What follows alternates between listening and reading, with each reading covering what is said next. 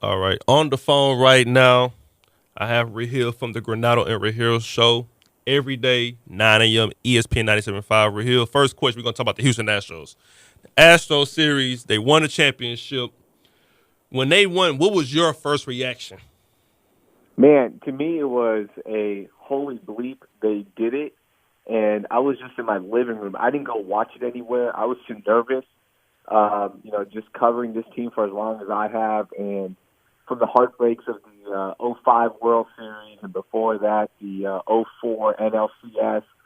Just to me, it was just like too stressful. So I was at home, and when Altuve threw it to Yuli for that final out, I just did a Tiger Woods fist pump, like a yeah. That was about it. And then it just sunk in, and even now, like when you come across content or something about the Astros winning the World Series, Yeah. it's still kind of sinking in for me. But initially, it was just a holy belief. These guys did it. I promise that day when it was game 7, it was like surreal. Like, because basically I was contemplating on going to downtown or watching it at a sports bar. But my nephew, who's 20, he was sitting there thinking like, all right, I want to go, I want to go, I want to go. I was thinking like, okay, I kind of want to go, but I don't want to be in traffic. But when we got there to Minute Maid, it wasn't really bad traffic at all. Like they was saying, it's like, oh, it's gonna be traffic all day, every day Mm-hmm. at that day. And we got there, man, that place was surreal. When they got that third out, see, I stopped watching baseball around. I was watching it heavy around Sammy Sosa, Barry Bonds, but watching it there at Minute Maid and got that final out, I was screaming like a little B word. I promise. Like I was just going Yeah. crazy that whole final out. Went outside, didn't go back home till like 4 in the morning. Oh, you shouldn't have. You should have been out partying, having fun, just uniting with your fellow Houstonians. That's what it's about, man. And that's one of the reasons I didn't go out is because, to me, just like knowing all the backstories, of course, what this team means to the city of Houston after Hurricane Harvey. Like, I didn't want to be in public with other people other than my wife because I had a feeling I was going to cry. Like, it was that emotional Yeah. for me because and then going to the parade and just seeing what this team means to everyone, it was just one of those moments where I was like, I don't know if I'm emotionally ready for this in public. And, I'm glad you got a chance to go there, and your nephew's going to remember that forever. When he's in his 40s, he's going to remember, about being there and being with 17,000 other people and watching that final out. And he'll tell his kids about it. And that's the cool thing about this. Now we're going to have a lifetime of memories and a generation of baseball fans now that can't get enough of this. Yeah. And it was people crying there too. And I think Mm-hmm. the reason why it was so much emotion, yeah, we won the championship, but I think Hurricane Harvey and what we've been through a couple of months back, and that was the reason why the championship was so big because of Hurricane Harvey. The whole city was just a mess, and then a couple of months later, we win a championship and had the parade. So Houston was just wild within itself. It was just an emotional few months for the city. And I want to ask you this: covering baseball, covering the Astros with Altuve, Carrera, Springer, the whole 1 through 9 is crazy, filled with hitters everywhere. How big of a window do you see the Astros having? I think it starts with the bullpen more than anything. They've got to solidify this bullpen, and it might not be an external move. It could be internally where, they might switch a few guys around. They'll probably, you want to bring in somebody like a Wade Davis, but I'm not sure if they're going to do that. With the with all the contracts that are up, and you want to try to renegotiate some deals here with maybe Altuve bites and they renegotiate. I don't think he will. You try with some other guys, but I don't know if they're going to bring in somebody. You can't have Giles closing, especially in the postseason, and you got to figure something out. Whether it be somebody from the minors, maybe Lance McCullers, even though he pitched great. At times you want to know it. Can this guy be a bullpen guy? Maybe that might be better for his career. They got to figure some stuff out with the bullpen. I think hitting wise, you lose Beltran, and that's okay. But everyone else is coming back, so your lineup is still good, and you still have pieces you can use in that lineup. A guy like Derek Fisher, Tyler White, who showed signs, Juan Centeno, who showed signs. You got a lot of guys there that you can bring, you can use in the midsummer when things are getting, with injuries and guys need rest. So I don't think there's going to be much in the lineup for him. I think it starts with the bullpen. And I want to shift gears to the Houston Texans now. Because the Texans I have to. Raheel, I have to. I'm sorry. I know this is a topic right now that we don't want to touch on, but I want to touch on this because this is very dear to my heart. Because what the Texans, I predicted this a few months back on my old radio show that the Texans need Deshaun Watson. We got Deshaun Watson. We happy. We celebrating. We just won this World Series. Then 24 hours later, we get news that he's out for the season with a torn ACL. And initially, my first reaction was, okay, he's hurt. Colin Kaepernick. I know Bob McNair said what he said about the inmates, and I thought this was the perfect storm for him to pick up Colin Kaepernick.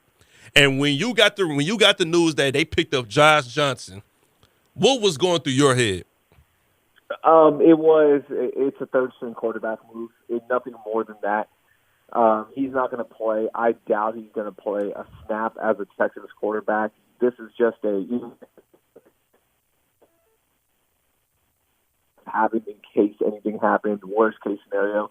So that was my initial move, or initial thoughts when they signed Josh. Honestly, it's more, it's more that they didn't address Tom Savage, and they sold us the whole Tom Savage is our guy in the preseason and in training camp, and they were wrong. And now you're stuck with this guy as your starting quarterback for the foreseeable future until Deshaun comes back next year. If anything, TJ Yates maybe gets a few snaps, but this is a Tom Savage team. Unless there's an injury, I don't think, let's say Savage gets hurt this weekend, then we'll see. Then we'll see if Colin Kaepernick's the right answer, or if they go out and get him. Because I don't think Josh Jackson's like a second-string quarterback. I think he's just there as an insurance policy, worst-case scenario. Let's say you wake up Sunday morning and both your quarterbacks are sick, and you're like, okay, let's just use Josh Jackson.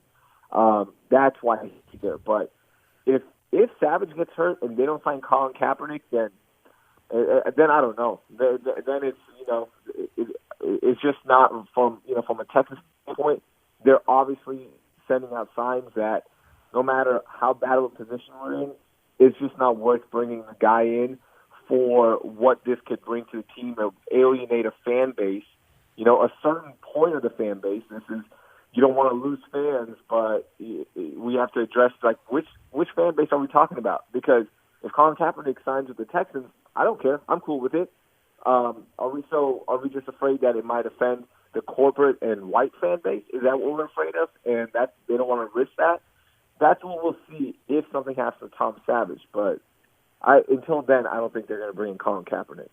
And this is embarrassing to the fan base of the Houston Texans because now we had a chance when Deshaun Watson was healthy. We had a chance for him to carry this team to be a legitimate Super Bowl threat, even though we had injuries with J.J. Watt and Merciless.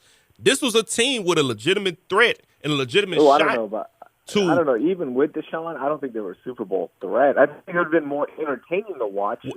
Well, I'm just saying a threat to at least compete in the playoffs because the AFC South with Watson was theirs for the taking, so they're gonna make the playoffs. So with them in the playoffs, who knows what would have happened because we seen the magic he had against New England and against Seattle. It was just a couple of bad defense. Bill O'Brien play calls for them. They was there to beat New England and Seattle. So if they would have win against a New England in the playoffs, maybe then they would have had a shot. But now without him, and they're not picking up Kaepernick. We came from a legit AFC threat to now a 3-13 team because I don't see this team winning another game at all. Oh, I'm with you. This is going to be hard to watch. Last week was as dead of an energy on Sunday that I've ever seen covering this team, and I was there for 2 and 14 years, so it's been bad. The energy on Sunday, I'll tell you, my pregame was always the same on Sunday before a Texans game. I'll go play basketball for a couple hours. I'll get to 610 and Maine about 10:45 to 11 a.m. because I know it's going to take me about 20 minutes of traffic to get into the press box. It took me about 5 minutes to get from 610 to 90 or 610 Maine to the press box. It took me like 5 minutes because it was so dead.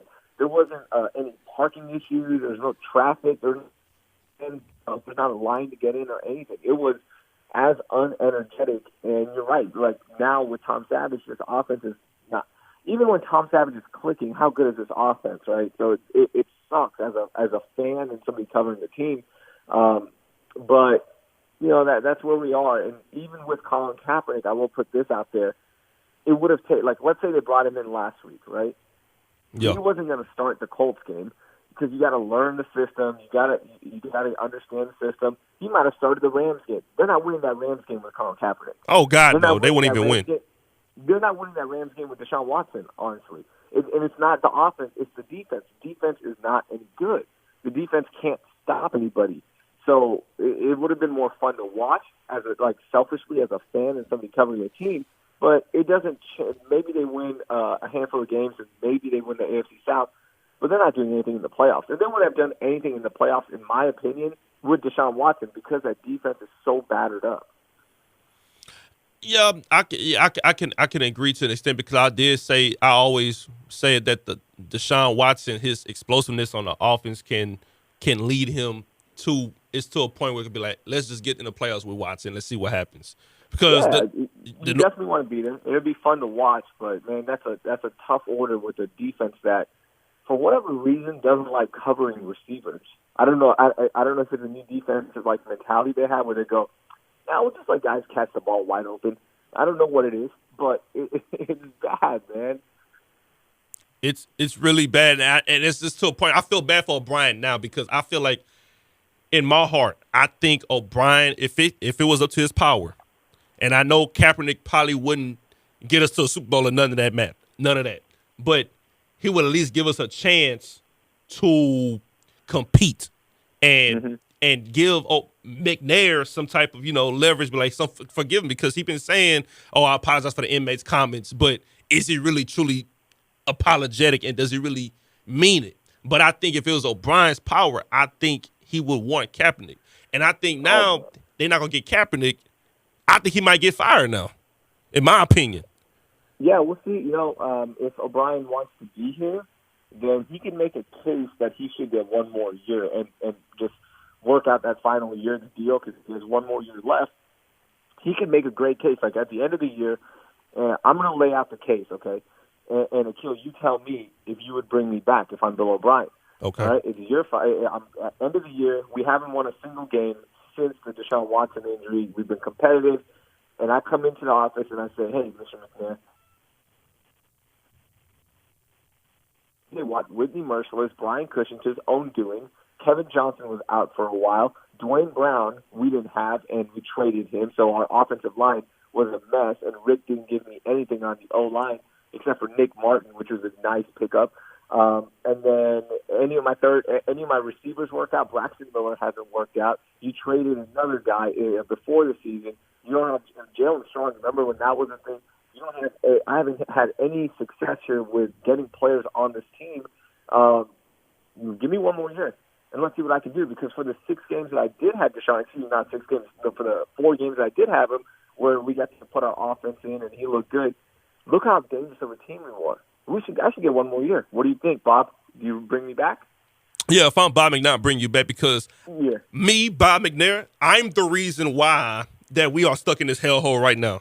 Because I'm the reason why this Texas team stink. I'm the reason that we ain't pick up Colin Kaepernick, and I'm the reason why this Bill O'Brien's in this situation. So, Coach O'Brien, you're not the reason why this team is going to be sunken down now. Mm-hmm. It's my fault.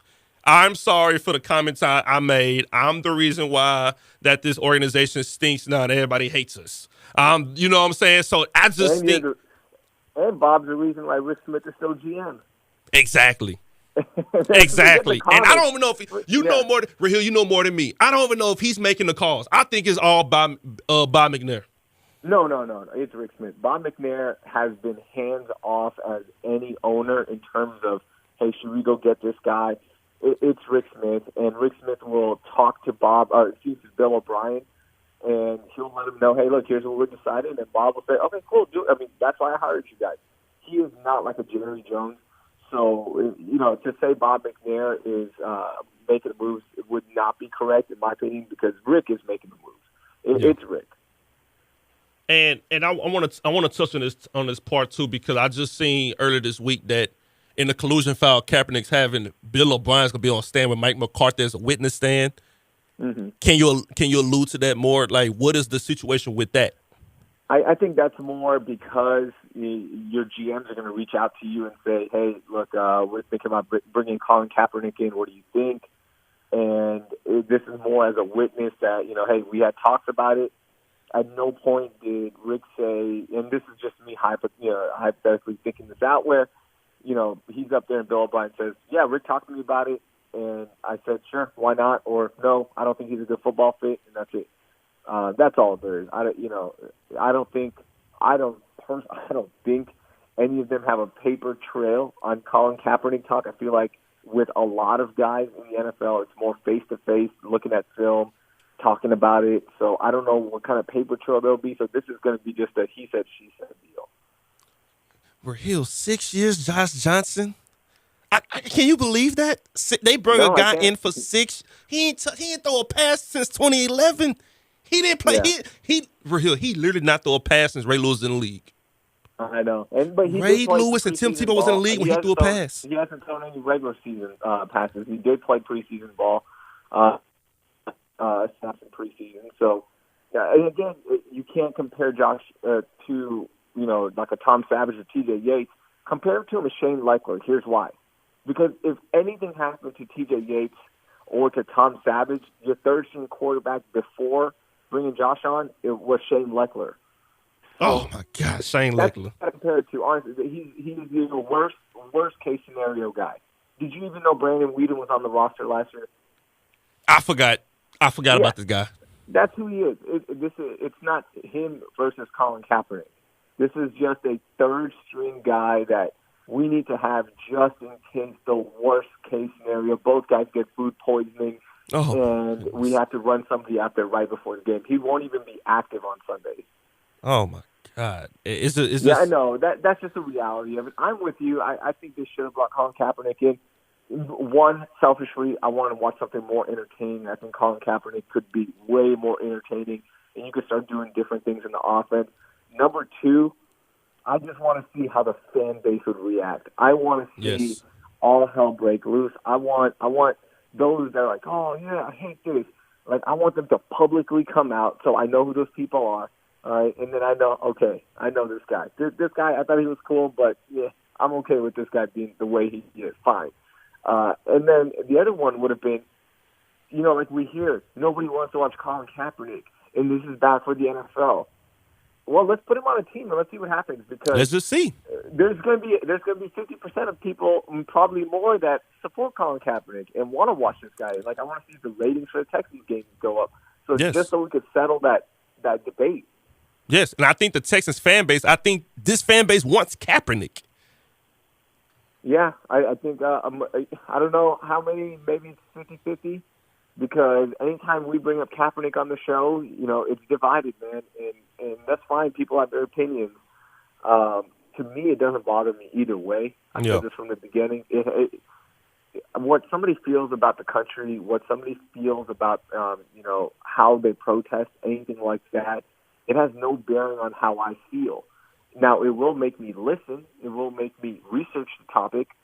But that's about it, But a lot of people don't have that mindset. A lot of people lose their minds over polarizing topics and don't want to listen. They don't want to hear the other side. They don't want to have a debate, or not a debate. They don't want to have a conversation. So, to me, it's just more of an entertainment thing. Like, what would happen? What would happen? And then when Colin's here, Colin does so much for the community. Like, I would love to see the stories. Like, he's going into the community and talking to kids in our city and inspiring them. So I think it would just be, from an entertainment standpoint, it would be awesome. So if you're the Texans, I'm going to lead this off and let you go. You're the Texans now. We both think they're not going to win another game. So they go 3-13. You don't have your first 2-round. You don't have the first round pick or a second round pick. Where do you go from here if you're the Texans? You go to the nurse's room and hope everyone's healthy. And try to figure out some deals. There's nothing else they can do. I mean, what on this, I don't know what other moves they can make.